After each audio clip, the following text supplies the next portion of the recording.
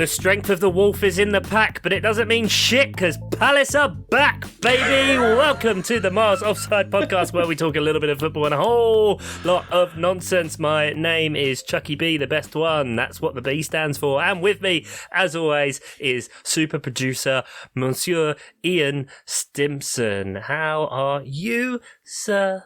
Yeah, not too bad. Enjoyed the vague French vibe you gave me there. That was enjoyable. A touch of class. May we, Ponce que Getting into Del Boy territory now, I think. J'ai un glace de coca. Je t'aime le music pop. Yeah, I'm drinking a can of Coke, but I couldn't remember what the French word is for can. That's the nonsense. Brilliant. There it is. Do we want to have Peter replayed since last time? No? Right, okay. Well, I mean, we have. I don't want to talk about it, but... Yeah. Okay. So, of course, we are predominantly a Premier League podcast. Usually do have three people, but there's just the two of us at the minute, as our transatlantic brother from another mother is indisposed for a wee while. But... we thought there was actually quite a lot of narrative within the games this week, and a lot of fun, a hell of a lot of goals. Goals are plenty. You know, but I mean, Palace, as a of course, a unbiased Palace fan, was shocked that we were second to last on Match of the Day, but then you realise there was 57 goals elsewhere. So right, yeah. Fair enough. That's to be expected, I suppose. Do you, as a sort of mid to lower team in the Premier League, do you consistently get annoyed at how late you are on Match of the Day? Well, you know, I would direct you to the league table. Absolutely, sir. I'm sure you would. Yeah. Which has us in 10th place. I meant we are traditionally. We are an upstairs club. Thank you. Okay, but yes, and that in itself irked me, because on both Match of the Day and Match of the Day 2, when they showed the league table and comment on few changes, neither of them mentioned Palace now going into 10th, you bastards, albeit four teams are on the same points. We've just got the best goal difference, which is weird. But them's the rules. So yeah, we're going to go through some of the games and start off with the beginnings of the Jesse Marsch era, and of course our most favourite award that we like to give out. Oh, straight in there. Oh, they're better than they ought to be. Burnley of the Week.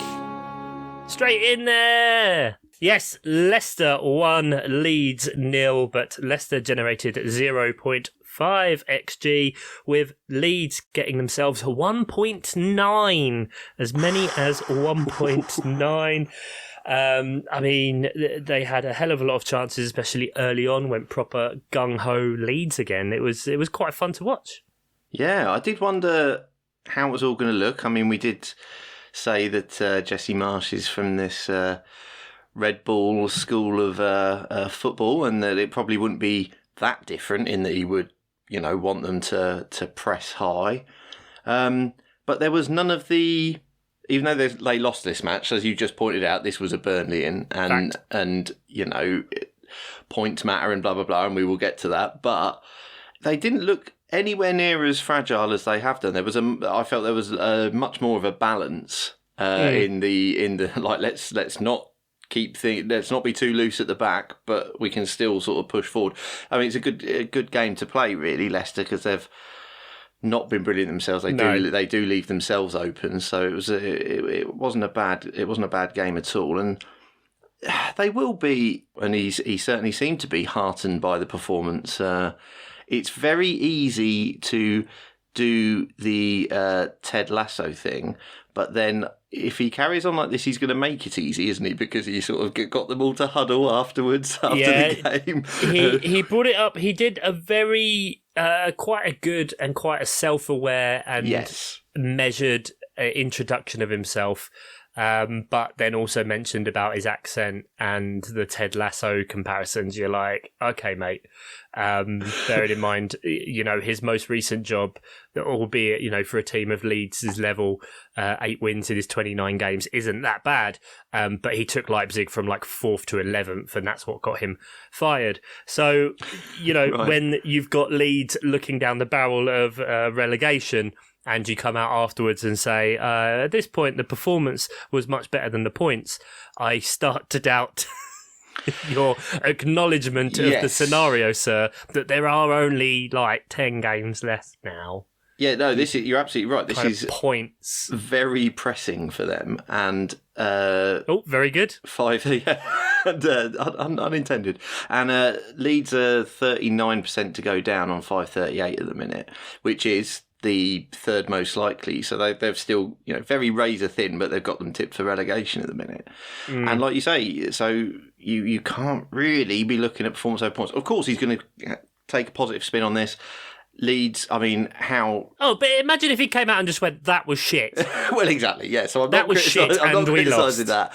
But it's going to become very quick that points are going to be required over performance, because they're in trouble, and this game obviously didn't help. So who have they got next? They've got Norwich, which... Well, they've still got Villa. We're mid-game week at the minute, of course as well.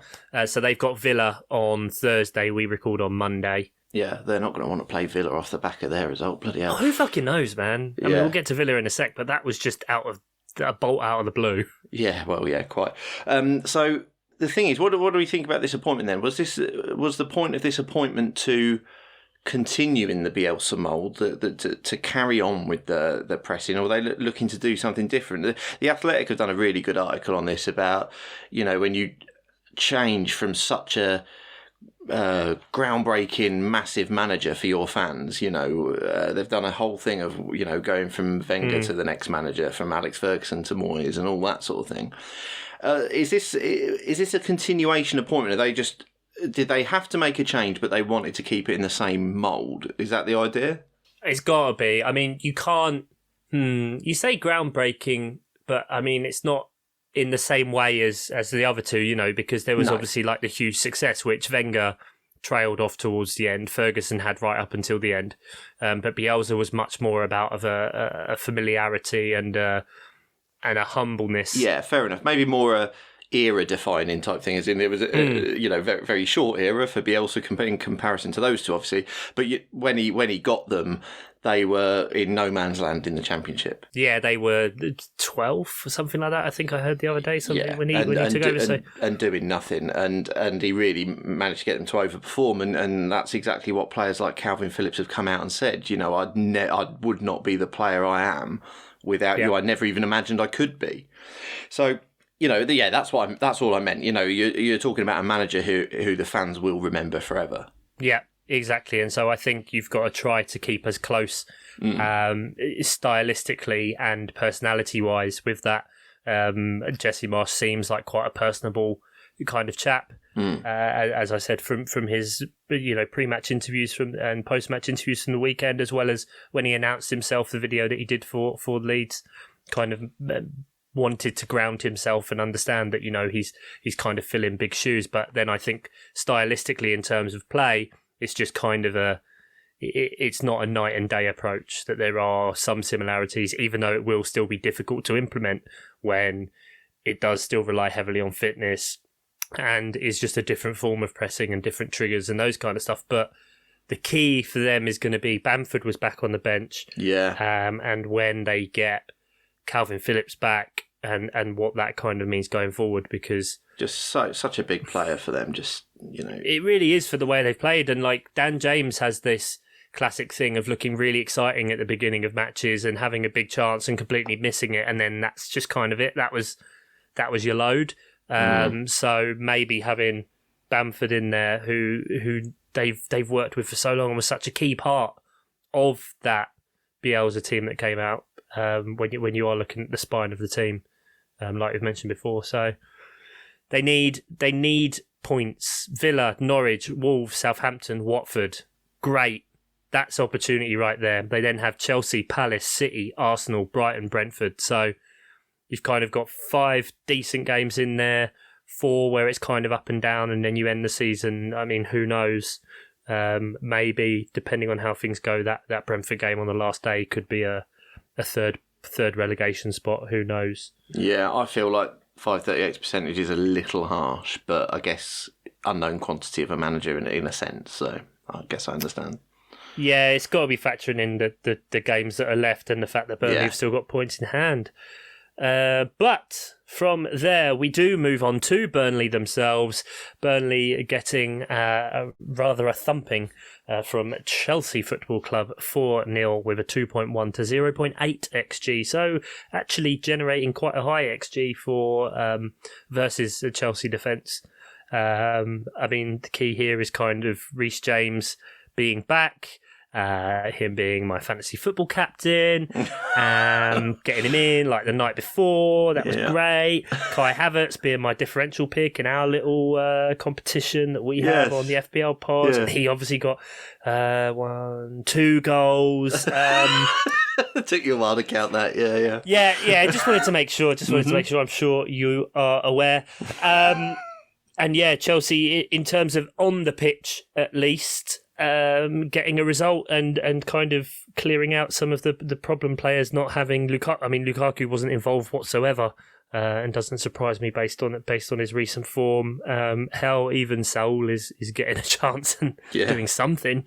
Yeah, I was wondering how that was going to go, playing Saul as a wing back, and it was mixed returns, I think, from him, and might be for a while. Yeah, he's still not clicking 100%, I think, because when you, maybe in direct comparison to Reece James, it's just like down that right side, he is something else. He just makes them tick so much, and he had the Burnley defenders on toast. I mean, he really did. The little zigzag dummies he was doing, and then for his goal specifically, where he just made the whole thing himself. It was just 3 dummy shots or something like that, and it went through. That was the thing I noticed about, I think, all 4 Chelsea goals actually, or at least the first 3, is that they all involved 4 or 5 Burnley players being in the way and it not mattering. And they were just very disorganised. They weren't their usual selves. And just couldn't do anything about it. Couldn't deal with Reece James. Couldn't deal with Kai Havertz. His movement was great. Mount was kind of anonymous, which is strange. And Kante was giving the ball away quite a bit, but they generate a lot from their wing backs. Yeah, no, it didn't really matter in the end. Obviously, our usual third party on this podcast is a Chelsea fan, and he's recorded a little voice clip for us. Insert voice clip. Do you want to hear it now? Do you want to? Yeah, because I can't remember what he said. Hang on, I've got a roll. Find it. Because he recorded it before Burnley as well. He did, yeah. Caveat: he recorded this before the Burnley game. Hi everyone, it's Oscar here with another 30-second one-shot Chelsea take for the week. So let me get my timer started and I will go. All right, going.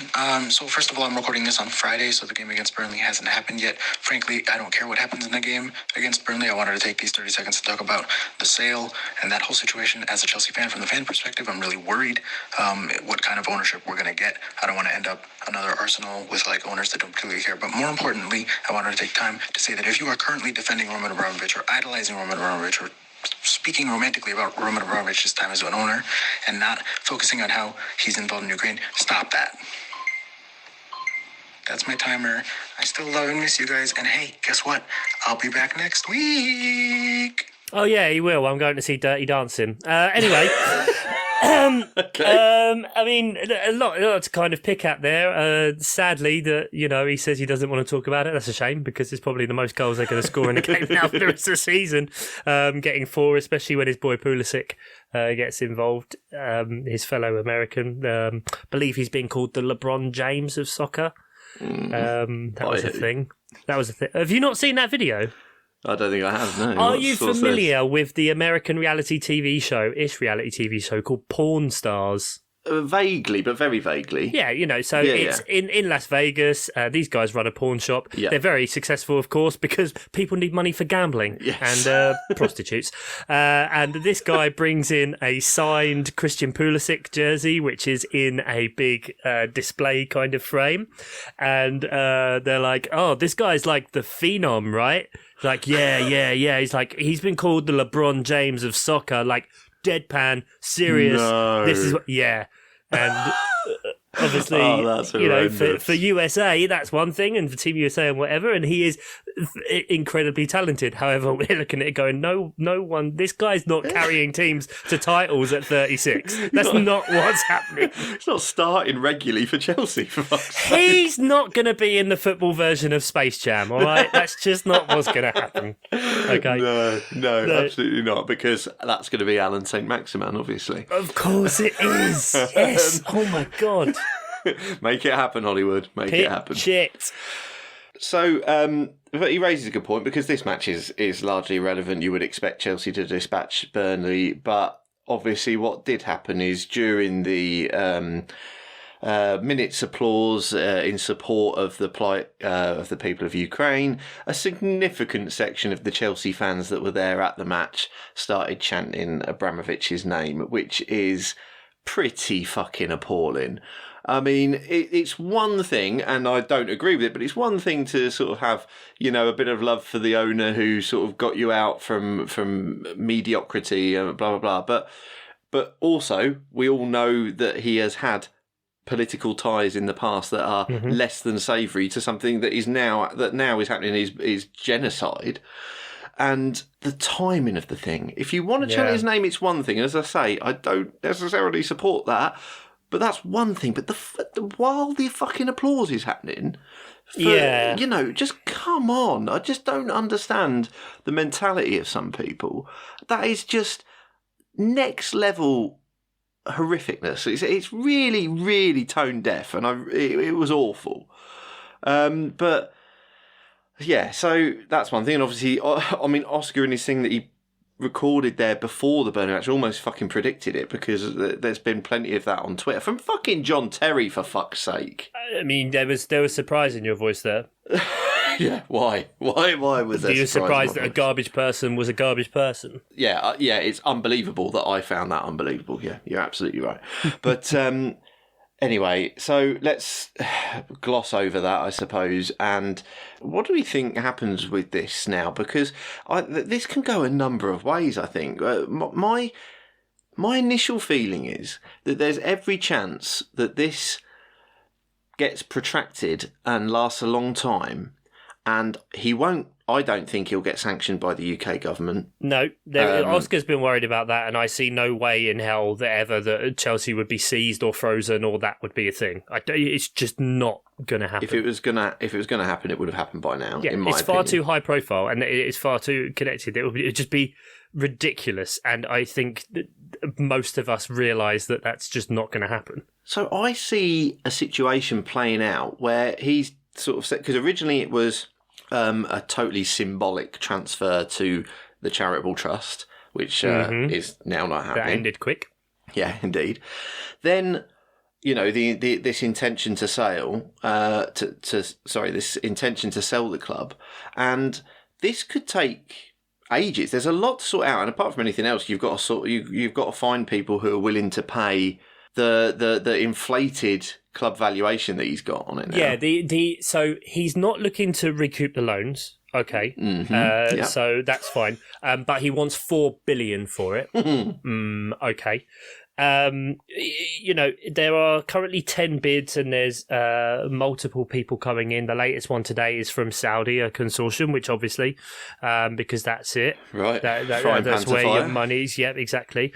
And, you know, he can say empty things like I said with the loans, and then, I'm going to give the proceeds from the sale to this charity helping Ukraine. A charity that doesn't exist is not a thing. And also, well, then, hang on. So if you sell the club for 1.5 billion potentially, and they're in your debt for 1.5 billion, well, then that's just the technicality that means you had no proceeds from the sale. Is that potentially what that means, Roman? He very much said net profit from it would be donated to the, like you say, a charitable trust that doesn't exist, and potentially could involve being given to Russian victims, in inverted commas.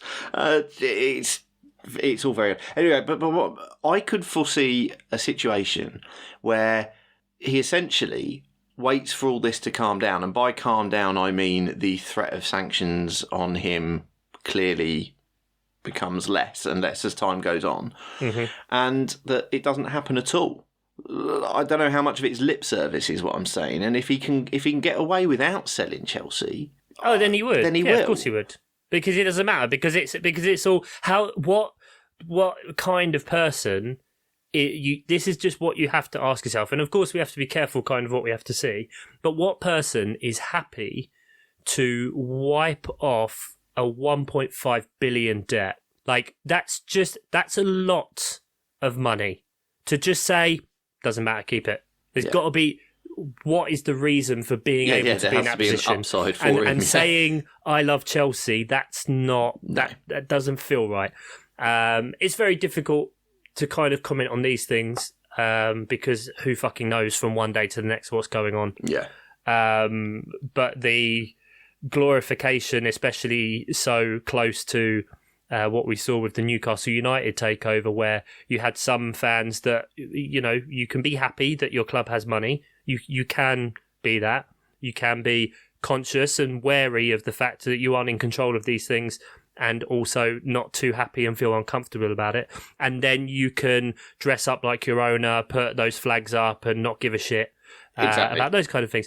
And that's exactly what sports washing is. And this is what's happened when you have all these people coming out saying, I don't care about Roman Abramovich, blah, blah, blah, blah. Like, he's the best thing ever. To celebrate him, chanting his fucking name when he is directly linked to a situation of which people, it's a fucking genocide is what it is, and it's a much more relatable for people at the minute, and rightly there are comparisons to various atrocities going on, be that in Afghanistan, be that in Israel and Palestine, Saudi be that in Yemen. what we have seen in Yemen, exactly everywhere. And I think people are absolutely right to be in some ways thinking, come on, why aren't you giving more attention to this than others? And I think that's kind of an inherent built-in-ness, that the closer things get to home, the more relative links you have to a thing is how you can then link up. Personally, you know, and of course everything's atrocious in this situation. Personally, I don't know anyone from Israel or Palestine. Personally, I don't know anyone from Yemen, but I know people from Ukraine. I have my partner is Lithuanian. Lithuania is on the border of Belarus, Russia, and another Russian area of Kaliningrad. Like, when people are talking about what's happening and what's going to happen next, there's a direct link there potentially for me, for people that I care about and people I love from being harmed, beyond a normal platonic love of your fellow man and someone being a human being. Mm. And when we have that, and then you see people that are just celebrating it and being like, oh, this is fine. And then, you know, you start to see the not representative of club thing. And I've seen something on Palace Twitter of people in Birmingham sticking big stickers up on the walls that are red and blue, basically saying migrants not welcome, with a Crystal Palace eagle, and people running away. And that transpired, I've seen from one of the accounts, that was actually a Palace fan. It's not someone who is doing fraudulent stickers or those kind of things. And you see on the social media people going, oh, that's not representative of our club, that's not our fans, that's not this. And it fucking is. If it exists in your club, it is a thing. So now I have to own that as a Palace fan. And I've said that before, that I've been in the stands and heard people shout racial abuse, and having something like that stuck up, where the guy was seen doing it, told about it, and the guy just fucking laughed it off and just didn't give a shit.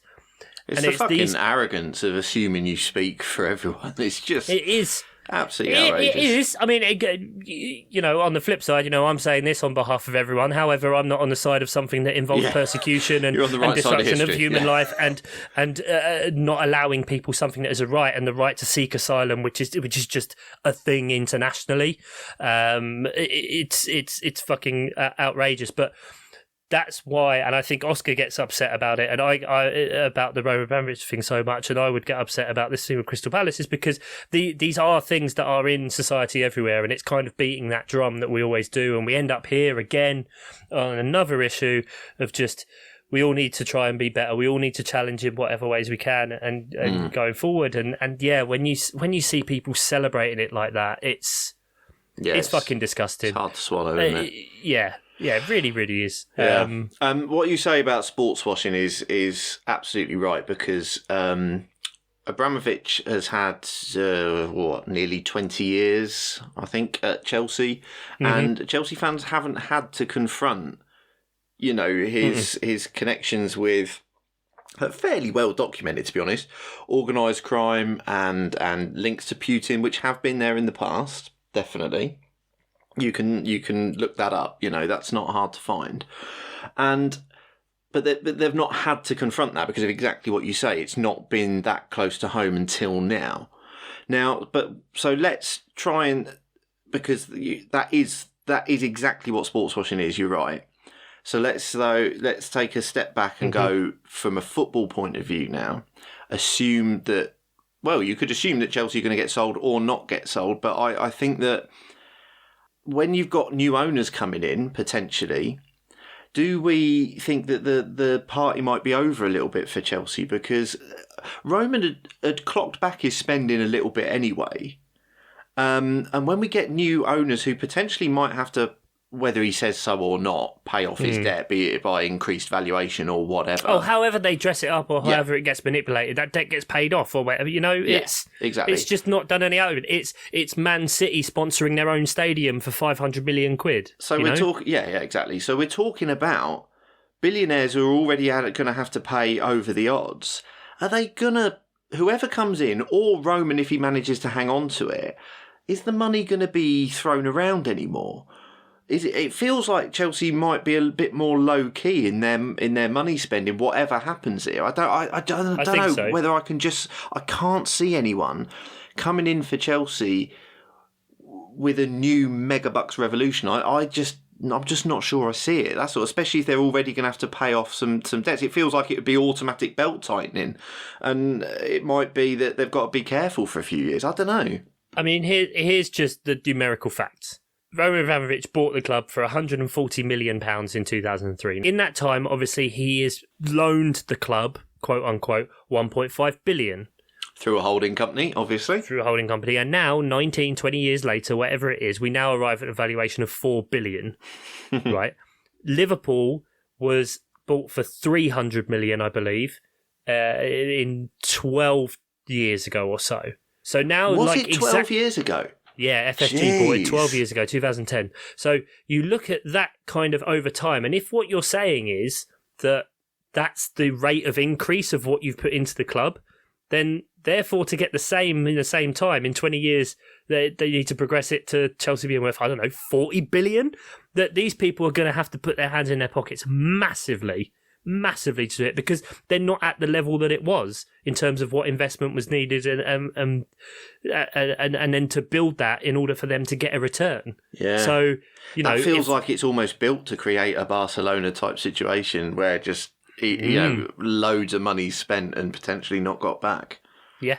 And I think that's what it is. That's why you need people at that level of club now. If that's what we're saying, you need people who, I guess if Abramovich is going to walk away and not see this 1.5 billion or however he wants to dress it up, or not put it on the club or whatever, and let the new owners claw back that debt, no one's going to be able to do that.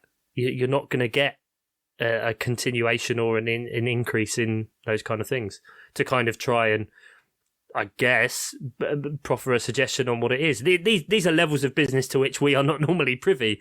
These are multi-billion operations. I've done multi-million pound businesses, but not multi-billion. Like, that's a fucking different kettle of fish. And these are societal things where there are, of course, elements of sports washing, which there are positive sides to. That's what sports washing is. We've mentioned it before about Man City's huge regeneration of the area, the increase in jobs, the academy, the lives that are changed through this. Newcastle will be the exact same when they rebuild the stadium, when they invest in local business and all of that kind of thing. There will be people who will sit there and will massively benefit from this, and kind of won't be able to turn down the fact that this is from blood money or money of war or money from oil or crime or whatever it is. It's a lot to expect your average man or woman to do. Especially if they feel that the current system or government that is meant to be there to help them cannot help them in the same way that what that has generated at a local level. So Oh boy, there's a lot, and there's a lot of stuff going on, and obviously we've kind of got stuck in a hole about that for a pod that wants to talk a little bit of football and a whole lot of nonsense. Well, I think it's important, isn't it? Yeah, it is. We have a duty, whatever it is, and to try and shine a light and maybe potentially get someone to think about something in a different way. And if anyone can do that, or we can stop more negativity and bad things happening in this crazy topsy-turvy world, then that would have been worth the price of admission. Ian Stimpson mentioned a couple of days ago that he would not fancy Ivan Toney in okay, fantasy you're bringing this onto football. the main pod, are you? Okay. Norwich 1, Brentford 3, Norwich generating 1.4, Brentford generating 2.1, which includes 2 penalties for... Oh, Ivan Toney got a hat-trick. He did. What a hero. I think... Yeah, I said on the FPL pod we record for the Patreons, patreon.com/milesoffsidepod. For more top tips like don't get Ivan Toney. See, I think I was slightly misquoted that I said the emphasis was on the even I can't recommend Ivan Toney at the minute. And I could. So you can't recommend Ivan Toney as a Toney mega fan. Anyway, let's go back to a prediction I made earlier in the season when I said that Ivan Toney would score 15 goals this season. And even with periods of injury, he is now on 11 Premier League goals. So he will easily be able to get to 15, I'm sure. Yeah, he's on 11. You sure it's not 11 goal involvements? Because I'm looking at 9 goals and 2 assists.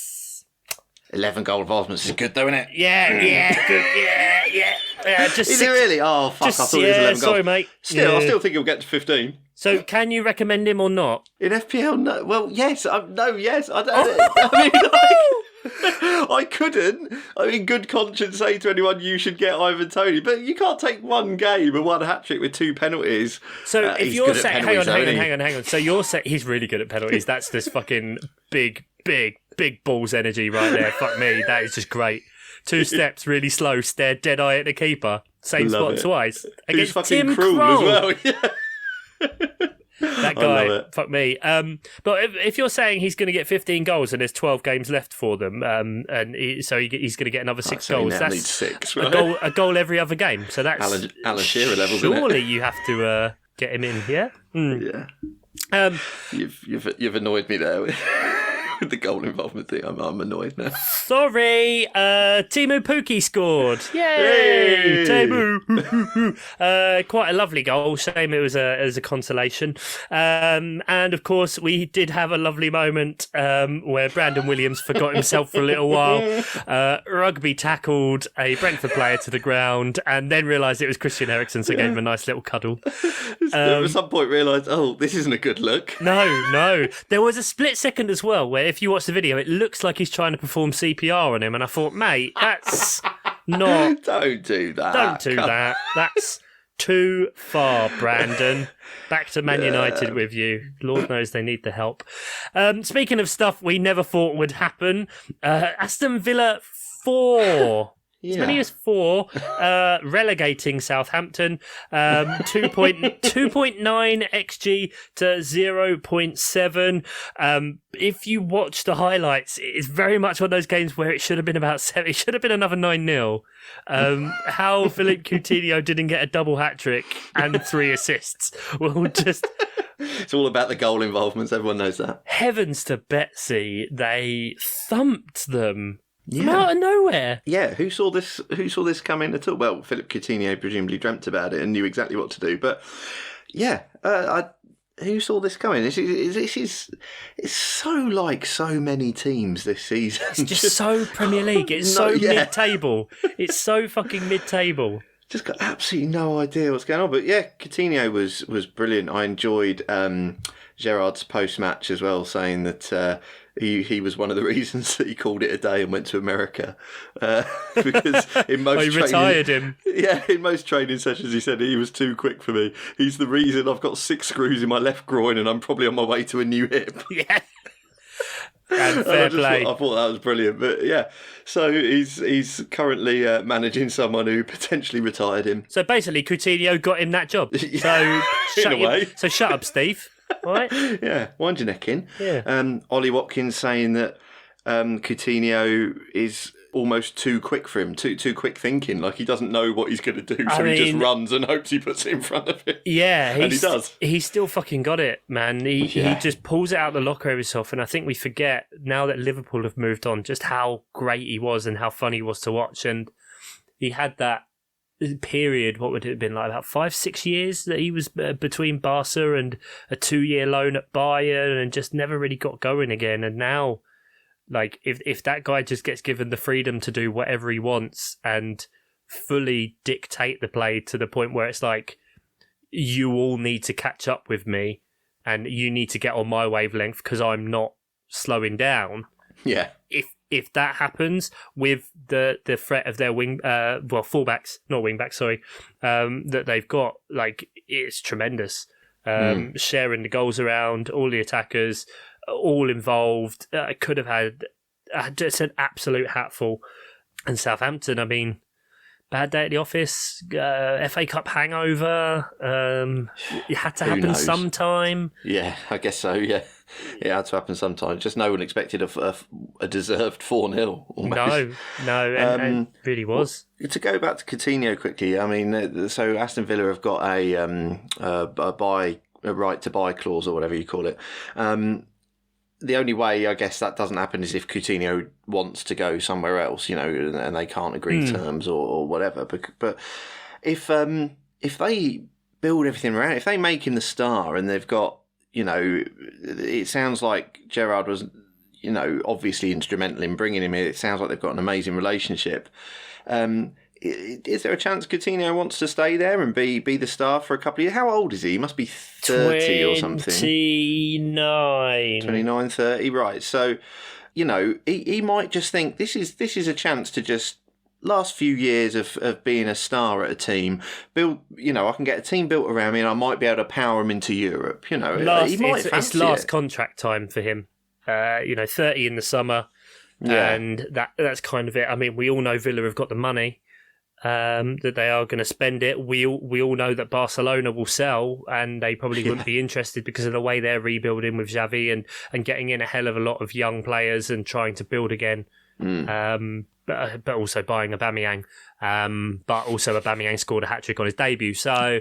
It's tricky. It's tricky, this football life. It's a balancing act, isn't it? Hot takes become cold very quickly. Indeed. Or the other way around, who knows?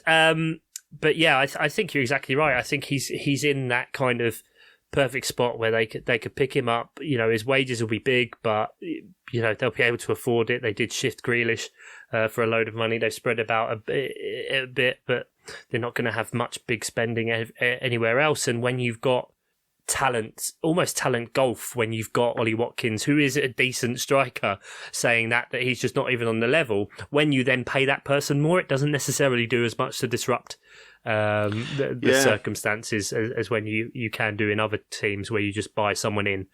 So, and I'm sure Barca will do some sort of deal that will mean they'll get him on it for fucking peanuts. And yeah, I think you're right in that situation that then with him being there potentially on a permanent, that then they can really look at pushing into the spots where I think teams like Wolves will vacate, West Ham, who knows what's going to happen, Leicester, will they improve to the same level? They're probably kind of eyeing on that kind of level, and so good times for Villa fans. Speaking of teams spending loads of money, it's amazing what 110 million quid will do for you in a January window. Newcastle United 2, Brighton 1, but a 1.6 to a 1.3. Mixed emotions. Brighton lose. Yay! Eddie Howe happy. Newcastle now down to 8% for relegation. Is that all? Oh, the dream has died. I cannot deny the incredible run that they are on, regardless of opponents, situation, anything. That's fucking mad. I think what's clear is that Dan Burn is the mid-table Premier League elixir that these teams need. Since Brighton got rid of him, Their form's fucking tanked. Well, Newcastle are doing incredible. Good point, Mr. Simpson, because I completely forgot about this, but the former director of football at Brighton, who also used to be very high up in the FA, was also moved to Newcastle from Brighton just before the January window been another opened. transfer, is there? And weirdly then, they stopped getting so many good refereeing decisions. Strange, not that there's corruption. Oh, this is the conspiracy you've been hinting at for a few weeks. This has been like an episode of Lost or so, where you've been threading little things through that if you play the podcast backwards and you really listen to it, then you hear all the messages. It's all getting revealed now. They haven't lost since the 19th of December, and that was against Man City. Draw, win, draw, win. I mean, I still find it hilarious that they go on that kind of run and there's still like an 8% chance of relegation. Well, there is that, Just kind of showing how shit they were. There you go, very good. But clearly they're just building the team around John Joe Shelvey and it's working. The first goal, kind of lucky, but you need that sometimes. Fraser just being in the right place at the right time, and then a lovely free kick in for Fabian Schär. And they're doing this without Callum Wilson, with Chris Wood up front not scoring any goals. Yeah. Alan St. Maximan's just coming back. I'm a little bit worried. Worried about what? I mean, I don't know. Ultimately, the charge up the tables just has started to happen a little bit earlier than we thought. I mean, they're still able to leave their new signing Bruno on the bench, aren't they? And yeah, that's true. They're not even needing him, as you say. They've still got the likes of Wilson and St. Maximan out. I mean, it just the charge up the table is just happening a little bit quicker than we thought. They just spent 40 odd million on him, and he's played 44 minutes in 5 games.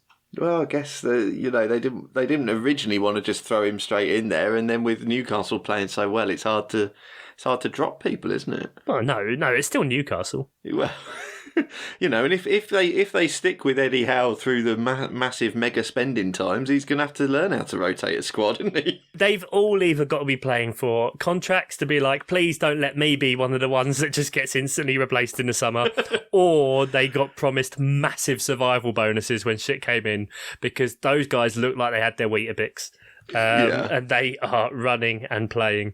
And it's a shame because just again, I like chaos and having that unpredictability. Now, did you see John Joe Shelvey's apology? I'm sorry, what? So John Joe Shelvey apologised on I don't know whether it was in Instagram or Twitter or whatever. So Newcastle won. They won. Oh, they did a lap of honour. Did they, or he winded me up? I saw them on Match of the Day 2. They did a lap of honour. Okay. Right, yeah? Fine. How you feeling about that, mate? Well, I'll say this. Why would you do a lap of honour when you then go on social media and say, we weren't at our best yesterday, but sometimes you have to grind out results, credit to Brighton. I apologise for my own performance. I've watched the game back twice, but I dug deep and am proud of my team for doing the same. It's a mixed bag of an apology. What do you think of this culture of social media apologies from football players? Unless something absolutely outrageous has happened in some massive game, I think it's pretty ridiculous. Cool. I think this one specifically is mental. John Joe Shelvey was, a fair to middling player in a performance where you won. What the fuck are you doing going on an apology? Yeah. It's really weird. And then at the same time saying you're proud. Yeah. Well, really weird. Someone say really they like me, please keep me in the team. I feel very Roy Keane about this, and I think he was after, we're jumping ahead a touch here with the Manchester United after effect, but, when he's saying about, the players, all they care about, do my boots look nice, do me, my hair, how's my hair, blah, blah, blah. And, and then doing these, 2-page apologies, and then you're apologising every week, and he said, do your apology on the pitch, be fucking better. That's it. Don't endorse toxic fucking fandom. If you have something where for once you do a mistake and you feel a bit bad, you go, sorry about letting in that goal, or contributing to the own goal, or I feel bad, or whatever. But doing these pages and pages and pages, it's not healthy. You don't have to justify yourself to me as a consumer, as a fan. You know what I mean? it's like it feels like a culture that's come out of like restaurants and stuff where like you complain about something and then you get a replacement bought out and you get the thing again for free, which doesn't happen in clothes shops. I don't get a rip in a shirt, take it back, get my money back and get another shirt. Like, you know what I mean? It doesn't happen. Yeah. So like, why do you feel like you have to go on social media every single time and do these long posts and whatever and fuck it? And I know there's an element of social media teams, but and you want to be close to the fans or whatever, but just fuck that. This one specifically felt very, very odd. Yeah. Anyway. That one especially is just fucking weird. Anyway, speaking of chaos and, well, really, predictability, after quite a few weeks of saying about how shit Wolves are, vindicated. Wolves 0, Crystal Palace 2, Wolves generating 0.6, Crystal Palace generating 2.6. Can I get a hell yeah? You can get a woof. That was amazing. I mean, that's some XG victory you got there over a supposedly solid Wolves defence. Solid Wolves defence. Overperforming for fucking ages. Can't score goals. One of the only players that does score goals, just leave him on the bench. Don't change anything tactically when you're 2-0 down. No worries, guys. And we just absolutely fucking blitzed them in the first half and then just went, you ain't got shit. Come at us, bro. And it I'm not gonna lie, it feels quite good. Done the double over them, 4 goals, 2 clean sheets for the season. Gotta be happy. I don't know what to say. I tempted fate so fucking much. Wolves fans, if any of you are listening, I tried to get you these points. To think, tried to reverse maybe jinx you. I tried so hard. I didn't even just went for it. Saying how shit, not even just on this podcast, on another one as well, that some of you wouldn't have heard if you're not on Patreon. I went off for ages. And still, you couldn't fucking win. Why? Because you're shit. Oh dear. Oh, it does. Yeah, the wheels might be starting to come off a little bit with Wolves. There was a bit in the post-match with Large having a pop at his young defender. I'm going to call him Hoover. Kijana Hoover. Yeah, that was weird. Really weird. It just sort of went for him. Came on because another player got injured. Yeah. You're going to start digging him out. You play really boring football. He probably doesn't want to play. Okay, right. Let's. You've had your moment of Wolves, and it was rightly there for you. But let's take the positive. So we've got Palace. We've got decent win, clean sheet, comfortable win. Even though you didn't have the most of the possession, you played that game well. Yeah, I think that would probably be an element of game state. Like I said, I mean, Vieira said in his post match that he said our first half was like the best 45 minutes we've played. I also think that the other fixture we played against Wolves, I remember it distinctly, was one of the best performances we'd ever had. At that point, and it was that came after the Man City win, which was obviously a bit unexpected. And then you see Wolves were performing really well at that point, and I don't think had even conceded a goal in like 5 or hadn't lost yet that season in the season, and we roundly beat them then as well. And so you get into that situation, then you can just give it to them, and like I said before, they're happy to just pass it around amongst themselves and not really do much. But yeah, our attack, like Michael Elise really scored a phenomenal goal.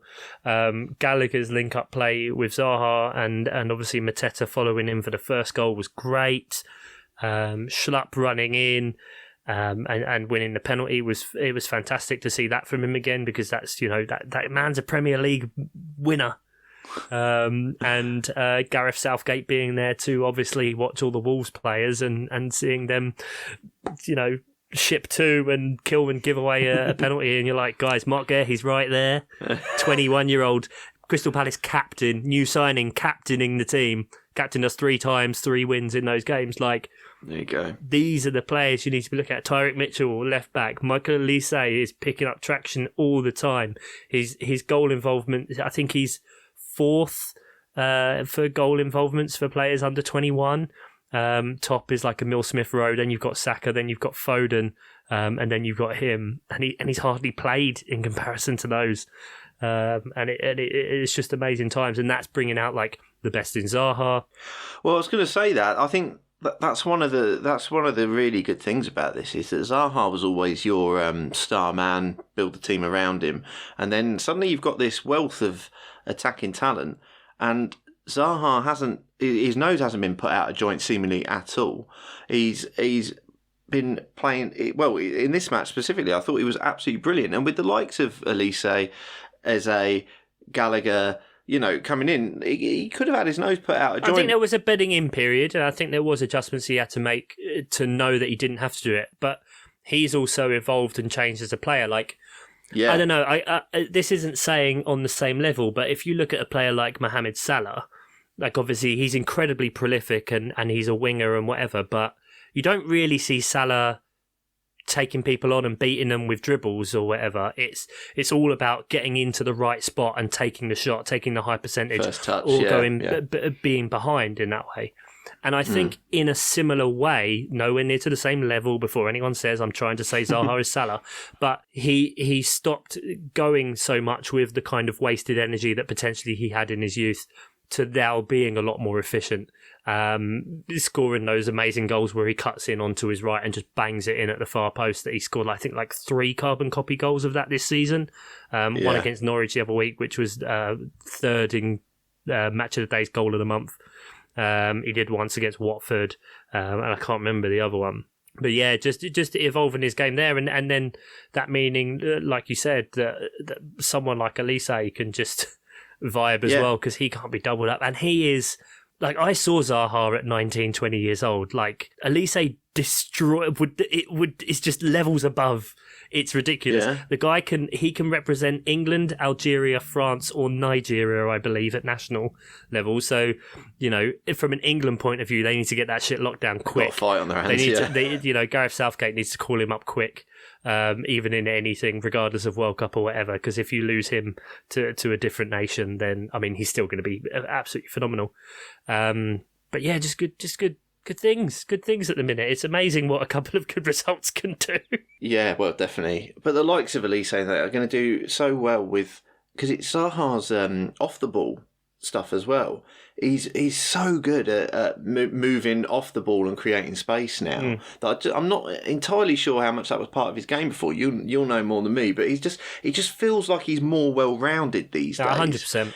And like you say, that's possibly because he's got other attackers. He doesn't have to do it all on him. It's safe. Previously, he had to have the ball. It's also just a simple fact of then saving energy. When you're the one person where you're the only outlet. You're the one where it's just like give the ball to Zaha, and for years, like throughout Hodgson, especially years 3 and 4. Like, without him, we'd have been gone because that was just the only creativity. And so when you've got that and you're the person that then gets the ball and you're doing that constantly from minute 0 to minute 90, by the time you get those big chances at the end, where you're through one-on-one or whatever, tiredness then affects the speed, the rate of decision, all of that kind of thing.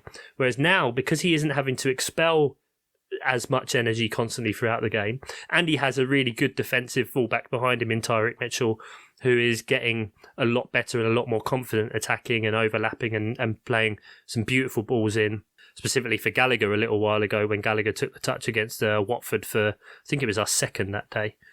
It means that then when he does get the ball and there's 10 minutes to go, he's still feeling like relatively fresh and can make those better decisions and can link that play and cut in and beat that man and have just that extra half a yard that potentially in terms of pace has dwindled a little bit as he's got older. And so it's just adapting the game to be smart. he is 29 as well now, just turned 29. So you're kind of looking at his peak and obviously he's going into his last year at Palace. And so we'll see what happened. But he always said years ago that he wants to leave with us being in Europe. He left us last time. His last game for us before he joined Man United was the playoff final that got us into the Premier League. It would be amazing if, this year, who knows? We're in the quarter-final of the FA Cup. Anything can happen when you're down to the final 8. But, if something mad happened and we won the FA Cup and then that got us Europa League and that was Zaha's last game, that would just be like, that would be like a perfect send-off, really. Nice. Okay, and the last game of that Saturday was Liverpool-West Ham. I don't know how much there is to say about this, really. It was fun. It was fun. I think West Ham are consistently showing that they've taken a step up over the last couple of years because, they are competing with teams like Liverpool. Obviously, Liverpool's quality man for man is higher, but they are competing. It's no longer. Think about 5-6 years ago when you'd have seen Liverpool against West Ham in the fixture list, you'd have gone 2-3-0, whatever. Yeah. And it's just not the case anymore. And I think Liverpool had to. I don't know about grind it out, but they certainly. I think they rode their luck. West Ham exactly. had a lot of big chances, and I think if we've spoken about it, that Mikel Antonio's attacking returns have mostly been front-loaded into the season. And so I think if they'd have been a bit more spread out, then potentially there would have been some times where he wouldn't have taken on the ball further himself and might have played in Benrahma for one, I remember specifically. They did also hit the post. Fornals made a bad decision and once as well. And so, it's Liverpool 1-0. And granted, you look at the XG and there's 4 between the two teams for expected goals, 2.5, 1.5. And that just kind of shows that it was close and both teams were attacking and both teams were getting those chances. And on another day, I think that really could have been one of those games that could have gone any way. But it's really good. It was really enjoyable as a neutral. And from a Liverpool point of view, it's like you have that massive variance game and you still get the 1-0 kind of thing and keep on the pressure now when City have won, 12 of their last 14 and you're just trying to keep up at this point and not make mistakes and they're just doing kind of what they need to do. Honourable mention to Liverpool fans for a few things. A plane went overhead before kick-off, carrying the banner "Cats Lives Matter." That's enjoyable. Oh, right. Yeah, okay, right. That caught me unaware. I didn't know about that. No. And instead of, this is less good. Did they sing "You'll Never Meow Alone"? No. It's nearly as bad. Instead of attack, attack, attack, they were just singing a cat, a cat, a cat. Doesn't even really work. But I enjoy it, I think. I did see something actually with people with inflatable cats as well, so yeah. You never know. I can't see Salah going up into his ear just going meow, meow, meow, like Chris would. It's levels, isn't it? You probably don't need to when you Salah, but... even because he's really fast, he could go meow. Meow. A little bit of both. Whilst we're speaking about entertaining kind of end-to-end games, Watford 2, obviously they lost. Arsenal 3, 1.4 apiece in terms of XG, but 4 bloody lovely goals. Cucho Hernandez's first for Watford was a great running away from goal overhead kick. Yeah, and lovely technique that. All 3 of Arsenal goals were just vintage, beautiful, tap, bang. Special mention to Mikel Arteta, obviously grabbing the ball, throwing it to... I can't remember who it was for the throw-in for them to take it. But should he have been booked? He was outside of his technical area, Should that have been called back by VAR? I want to see that goal ruled out. I want to see that goal ruled out as well. I want to see the most perfect example of manager and team synergy of throwing the ball, 1 touch, 5 touches, Lacazette set to Martinelli, giving the eyes, looking to the top right, banging it top left, right, VAR, see you later. Red card for the manager. This is what they pay. Ball boys are losing their jobs and losing opportunities because of managers like Mikel Arteta. And to be honest, Arsenal fans, that's what you need to look at yourselves because you're destroying society. First you took down Gunnosaurus and now you're putting ball boys out of the game and we're just not going to fucking stand for it, all right? Have a long, hard look at yourself. Look at yourself. It should have been 2-2. I'm an enemy of football.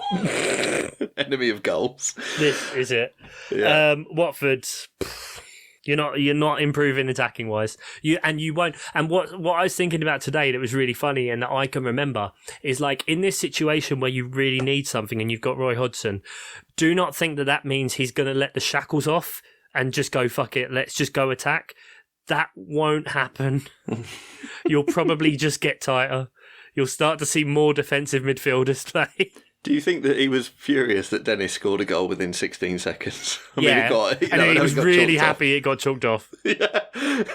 You shouldn't be doing that. Stop running forward. Shouldn't be doing that. That's not what we do here. I value my strikers on their defensive capabilities. Should we talk about Saka? Saka's a hell of a player. And he's bloody good. I'm so heartened that, back in the day when you had your Southgate missing a penalty and to a slightly different degree because there was a bit more blame involved, when Beckham kicked Simeone. Ah, dickhead. And, there you go. You still feel. I was 7 years old and I remember watching that game. I still remember when he did it, and we were like, "What the fuck?" That must have been formative for you. That tournament, Jesus. Argentina getting a penalty when the guy just fell over Seaman's dick. Yeah. Watch it back. Watch it back. All he did was fall over Seaman's dick, and he got a penalty. So, but what I'm saying is that Beckham was booed for a full season and really put through the ringer. I know it was a different situation that it was played, but Southgate as well, was really put through the ringer. There was all the racial abuse that came out afterwards. So at least it's nice that Football United in that way. Jesus Christ. Not that there is racism, sorry, that now that you are commenting on the fact of how quick it ended. Just to very quickly asterisk what I just said. That's the problem. That is, you had Rashford, Saka. Who was the other one who missed the penalty? Sancho.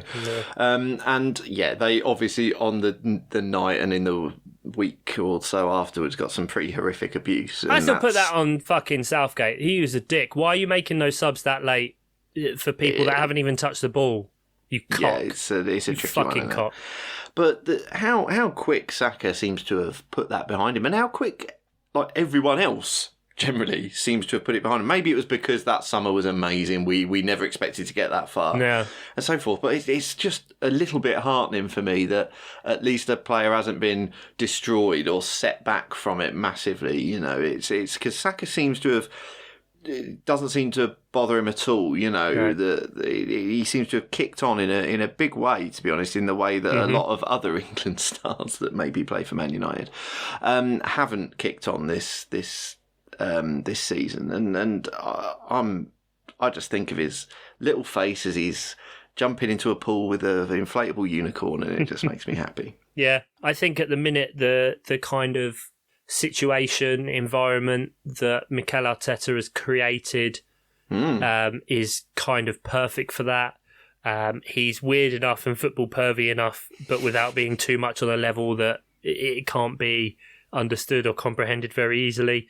And you look at the other youth around him and the fact that you have that front four where you have Lacazette effectively taking like the Firmino role almost, and being incredibly effective at then having a set pivot point to which your Martinelli, your Ødegaard, your Saka, and when he's fit, your Smith this game Rowe. Was a case in point with Lacazette bringing other people into play.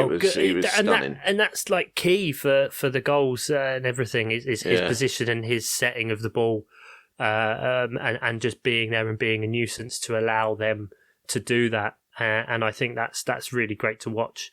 Whilst then at the other end, it's conceding 2 to Watford isn't the best, but then defensively, Arsenal have been really good this season, as we've said. Being as Oscar is only going to be with us sporadically until the end of the season, and if this continues, we need to bring in a new feature every time he's here, just like an Arteta check.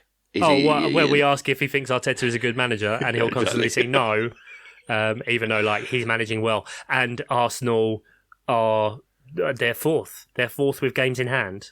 Yeah, that's where they are right now. Feels like an overperformance. Let me just check if they. Yeah, it is. There was Jamie O'Hara is a piece of shit who doesn't know anything about football and is only there for reactionary Twitter views anyway on Talkshite.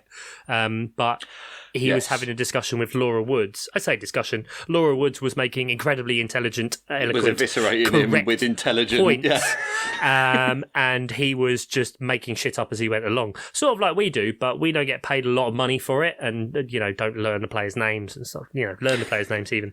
And saying that Arsenal have kind of defied expectations this season, and it's right. It's not about where they were before and not about where they should be, quote unquote, in this crazy season. They have, of course, they've spent money this year, but who hasn't? Everyone does, and they're sitting in fourth, 25 games played. They're a game in hand on Chelsea and 5 points behind, which is huge.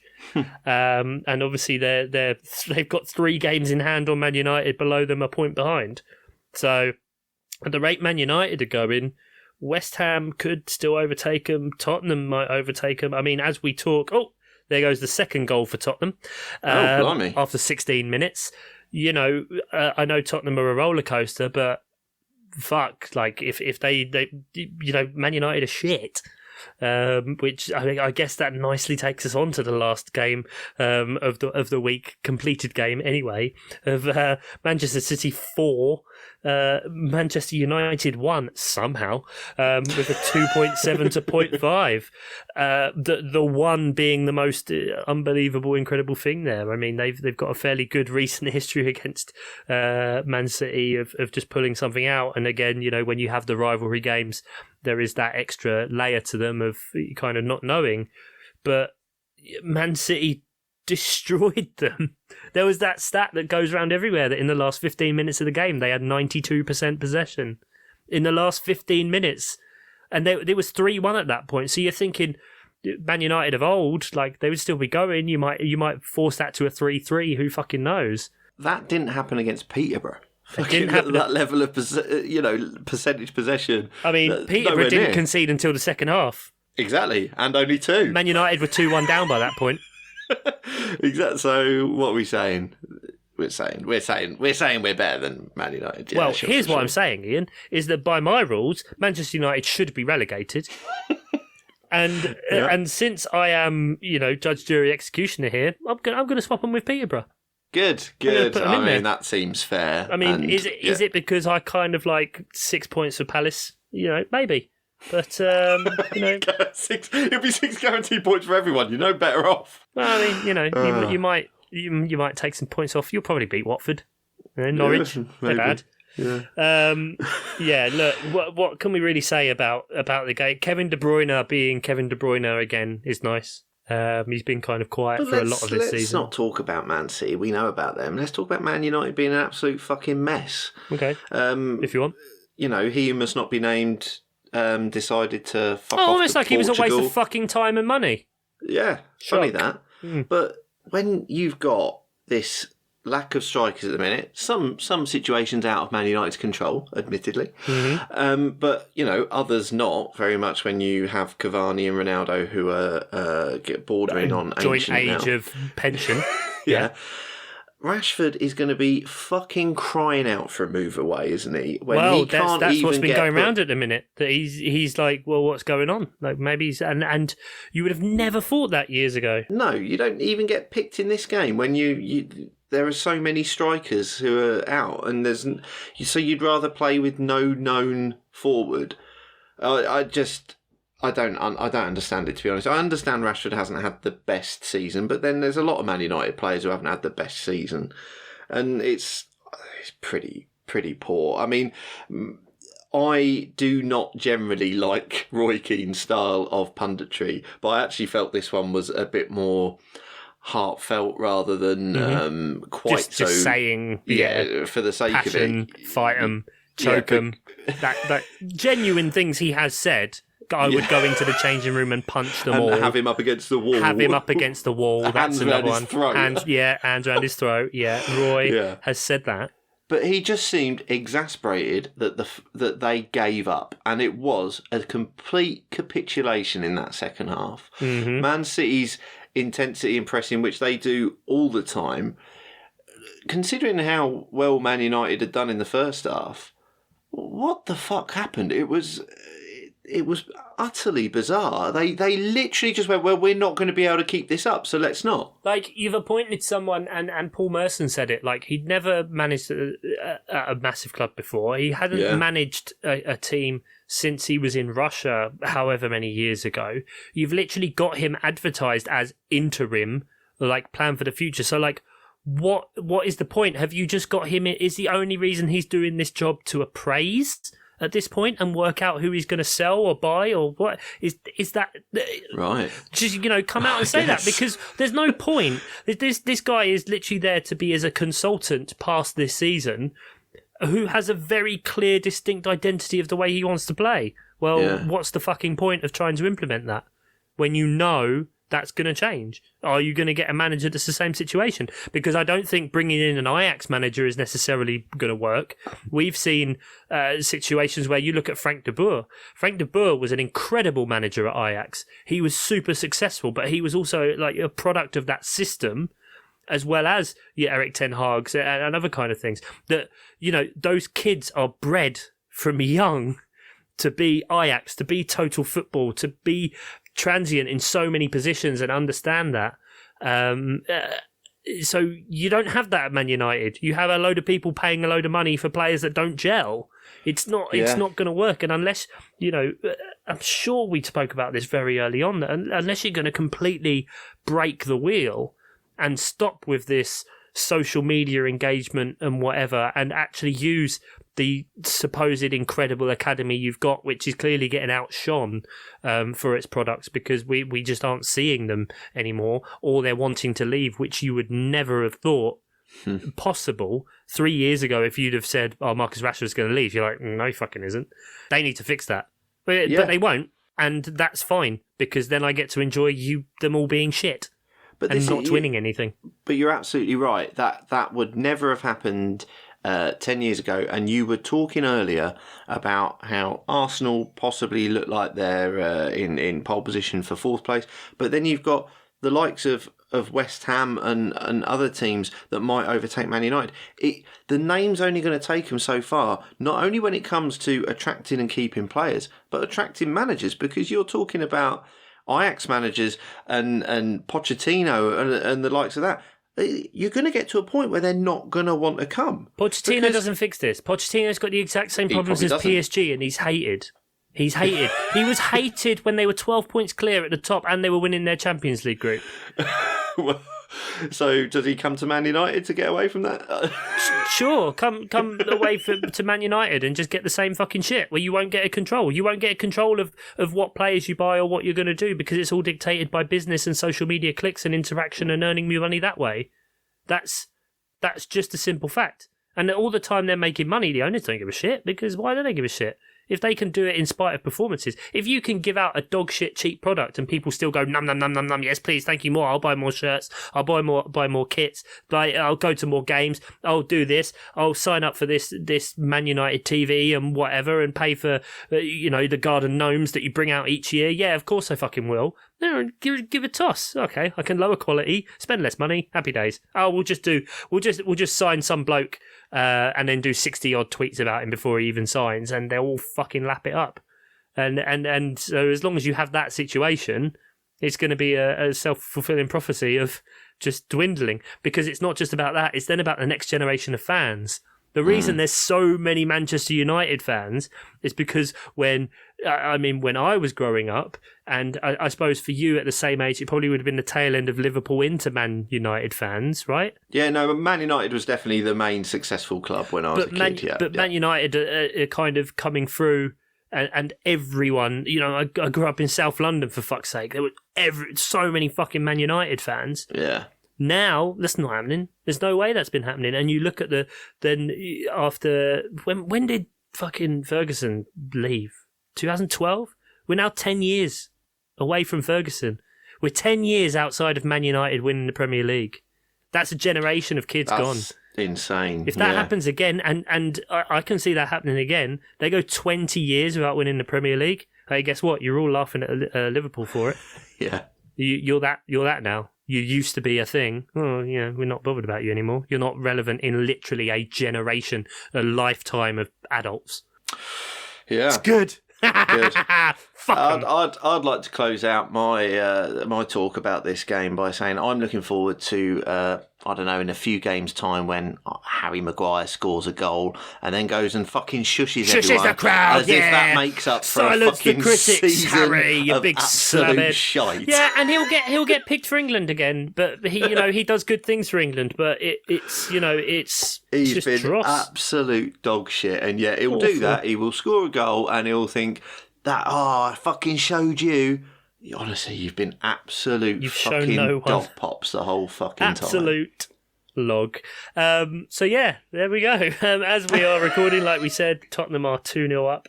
That's about 25 minutes in. And there's a few fixtures, obviously, like we said, we're in the middle of a double game week for FPL purposes. So Thursday, we've still got Norwich, Chelsea, Southampton, Newcastle, Wolves, Watford and Leeds, Villa. But then we get into the weekend, another double game week.